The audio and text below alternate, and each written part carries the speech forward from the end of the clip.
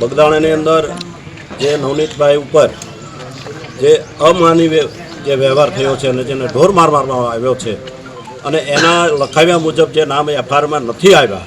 તો એ નામ જે એમને લખાવ્યા પ્રમાણે એના નામ એફઆઈઆરમાં દાખલ થાય અને નવનીતભાઈને ન્યાય મળે એ અમારી સર્વ રાણપુર તાલુકાના દરેક અમારા કોળી સમાજની માંગ છે. બગદાણા જે નવનીતભાઈ ઉપર જે હુમલો થયો એ ખરેખર અમાન્ય છે, એને મેં વખોડી કાઢવી છે.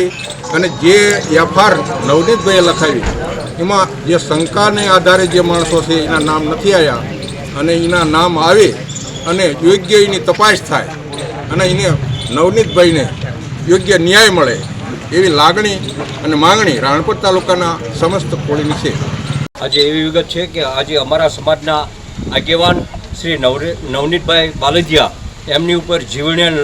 હુમલો કરવામાં આવ્યો અને આતંકવાદીને કોઈ ધર્મ કોઈ નાત હોતી નથી. એ અસામાજિક તત્વો દ્વારા જ્યારે એની પર જીવલેણ હુમલો થયો છે અને જ્યારે એ જીવન મરણ વચ્ચે ઝોલા ખાઈ રહ્યા છે ત્યારે એમના કહેવા મુજબ પોલીસ અને પ્રશાસન દ્વારા ક્યાંક ને ક્યાંક એમની ફરિયાદી લેવામાં આવી નથી. જે એમને કીધું એ મુજબની ફરિયાદી ઉધારી નથી અને આજની તારીખે એમની અપીલ છે કે સીસીટીવી ફૂટેજની અંદર જયરાજભાઈ પાછળના પડદેથી જે એમની ઉપર હુમલો કરવામાં આવ્યો છે, જયરાજભાઈએ હુમલો કરાવ્યો છે, ત્યારે આજની તારીખે એમને કોઈ સીસીટીવી કેમેરા પસંદ એને કોઈ સીસીટીવી કેમેરા ચેક કરાવ્યા નથી અને એને હજુ સુધી કોઈ ન્યાય આપવામાં આવ્યો નથી. એ કહેવા મુજબ એની ફરિયાદી લેવામાં નથી આવી. ત્યારે અમારે રાણપુર તાલુકા તમામ કોળી ઠાકોર સમાજ દ્વારા અમે એમની સાથે છીએ. અમે લાગણી અને માગણી સાથે સરકારશ્રીને ભાઈ શ્રી હર્ષ સંઘવી સાહેબને વિનંતી કરીએ છીએ કે એમને સત્ય ન્યાય મળે અને સિયાનો સાચો ગુનેગાર છે એ ગુનેગારને ફરી ઉલટ તપાસ કરી એને એફઆઈઆરમાં દાખલ કરવામાં આવે અને સંવિધાનના નિયમ મુજબ એને